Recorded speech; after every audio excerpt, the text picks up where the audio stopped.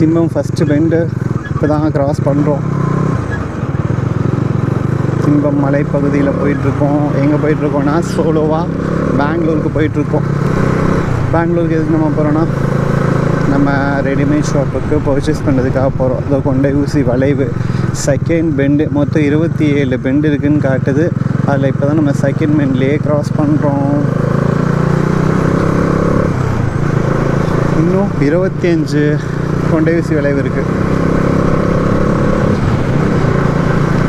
நல்லா இருக்குங்க. பெங்களூர் போகிற வழியெலாம் சூப்பராக இருக்கும்.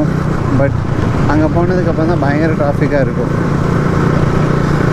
இதில் என்னென்னா இப்போது நம்ம இன்னும் டீ குடிக்கிறதுக்கு டீ பிரேக்கு நம்ம ஸ்டாப் பண்ணிகிட்டே இல்லை. டீ பிரேக்கு நிப்பாட்டுறதுக்கு பேக்கரி தான் வந்தால் தான் நிப்பாட்ட முடியும். பேக்கரி எல்லாம் வருமானு தெரில. இங்கே கொண்டை ஊசி வளைவில் எங்கே வரும், மேலே ஏறினா தான் வரும்.